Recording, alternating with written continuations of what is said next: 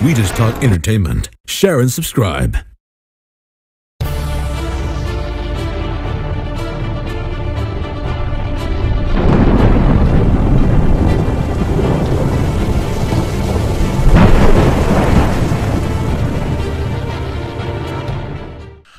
Hey guys, welcome to Entertainment Talk Nation. I'm your host Rob. There was an article posted on the Nation Facebook page talking about, and the article is from a website called Latin Post. So I will put that link in the description. And they don't really announce anything in particular. And I know that this is titled a Godzilla video, and I just want to let you guys know we're going to get into that in a minute. But I wanted to start with Pacific Rim because that's going to lead me into what I'm going to talk about regarding Godzilla. So they're basically wrote a small article about a sequel and how Guillermo del Toro and some of his other co-workers or colleagues have already written and been greenlight to write a sequel. Part of it, or most of it, was already written just after Pacific Rim was out and released. Now, the thing of it is that, you know, I guess it all depends on the budget now. What he's saying in the article, and you'll see when you check it out yourself, Guillermo del Toro is saying that they need to come up with a budget that obviously Legendary can agree with.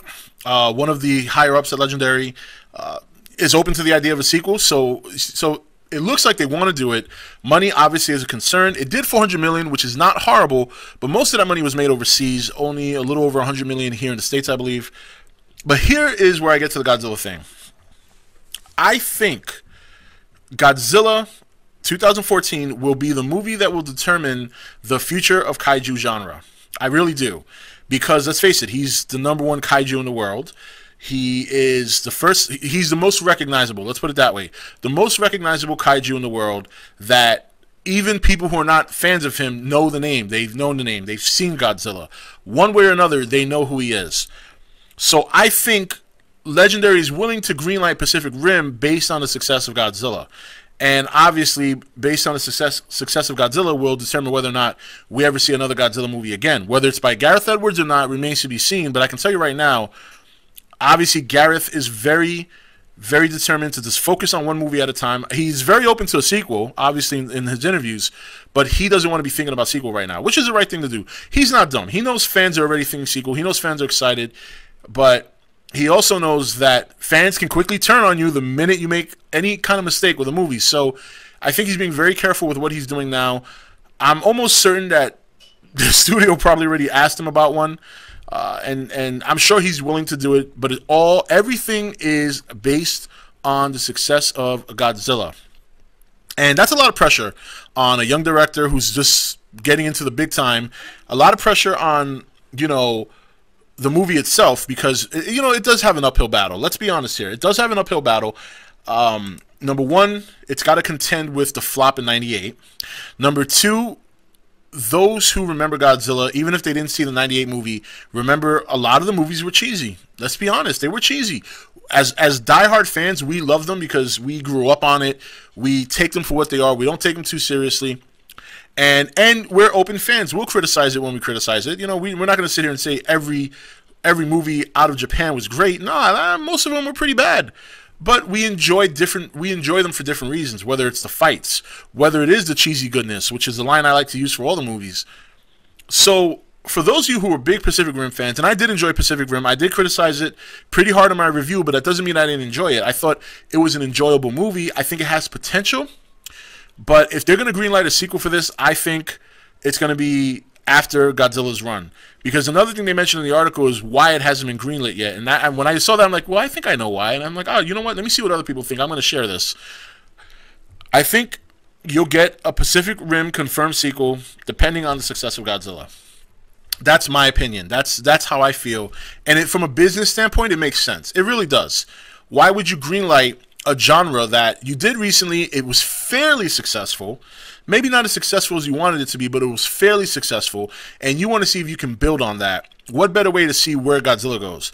Now, for some of you other kaiju fans and I've had a lot of people ask me this question. I addressed this a long time ago, but that was like when I had 700-800 subscribers. You know, right now the nation is growing and we're closing in at 4,000. So I think to address it again, these are my thoughts on the crossover. You have two very different tone movies. As much as I would like to see it just for the sake of big monster mashing, from a business standpoint, and when you look at the tones of both movies, Pacific Rim was more like the older kaiju films. It was rock'em sock'em monsters and robots. The plot was simplistic at best, and some of the characters were very campy and cheesy. That's fine. Us as hardcore kaiju fans like that. That doesn't mean that the general consensus does. Where now Godzilla looks like it's something that's going to appeal to the masses. And if Godzilla is successful, then what do you do? If you want to do a crossover, what do you do? Do you scale down Godzilla to the campiness of Pacific Rim? No, because then you ruin a potential franchise there that can go pretty far on its own steam with the name, with the success of the prior movie, if it's successful. Or do you scale Pacific Rim up? Well, the problem there is that how can you expect anyone to take it seriously after the prior movie? Is it possible to do these things? Of course it is. All it takes is great writing, a great story, and putting it all on screen. But even with that, you still have what people remember. So, you know, in terms of the other movie. So, I don't want to say we'll never see one guy. I don't ever like to say ever. I mean, people were crying for Freddy versus Jason for years. Nobody ever thought it would happen, and it turned out to happen. So, I wouldn't necessarily just say, oh, that'll never happen, because some people do say that. And I never understand why people say, oh, that'll never happen, when you just really don't know. You know what I mean? Because I remember tons of people said that when I was growing up for Jason versus Freddy, or Freddy versus Jason, however way you want to put it. And these were friends of mine who I knew for years and years and years who kept saying that. And sure enough, it came out. Same thing with Alien versus Predator. I was a big advocate for Alien versus Predator back in the day before, and my same friends or same people, nah, it'll never happen. It'll never. These things can happen, and if anything, when you look at those prior movies, obviously Alien versus Predator was more likely because they had a comic at the time. You know, nobody thought the whole Freddy Jason thing would ever happen, but it did. So I wouldn't necessarily throw out the window that you might see a crossover between the two movies, especially considering both movies are under Legendary. We know that Legendary and Warner Brothers have their thing, but I think that for the most part has been resolved, and I think Universal now is going to support Legendary and whatever movies Legendary produces. So if there is ever a sequel, it'll be under the Universal tag. So, you know, interesting stuff. I mean, I don't mind the Pacific Rim sequel. I'd like to see them improve upon some things from the first one. Like, obviously, a lot of the night fights, you know, the fights at night and the fights in the rain. But don't rule out a crossover. I'm not saying it'll work. I'm not saying it'll be great. I'm not saying I'm all for it, but I'm not necessarily against it. I mean, if you want the kaiju genre to succeed going forward, you kind of have to consider merging these two movies together at some point if the genre gets a resurgence of popularity after the Godzilla movie. So a lot of the future of kaiju rides on Godzilla's shoulders right now, so we can only hope that all our expectations are met, but we need to keep our expectations realistic, because sometimes when you think so highly of a movie and you go in and it doesn't turn out to what you expected, you end up knocking a movie that at the end of the day might very well be a very good movie. This is Rob signing off for ETN, where we don't do news, we just talk entertainment. Take it easy.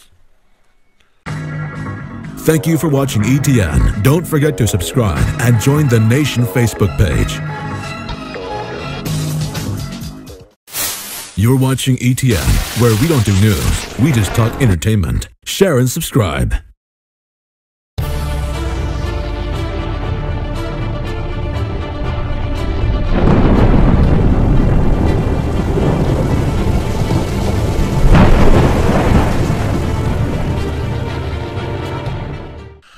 Hey guys, welcome to Entertainment Talk Nation. I'm your host Rob. There was an article posted on the Nation Facebook page talking about, and the article is from a website called Latin Post.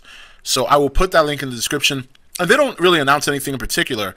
And I know that this is titled a Godzilla video, and I just want to let you guys know we're going to get into that in a minute.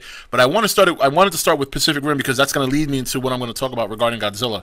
So they basically wrote a small article about a sequel and how Guillermo del Toro and some of his other co-workers or colleagues have already written and been greenlighted to write a sequel.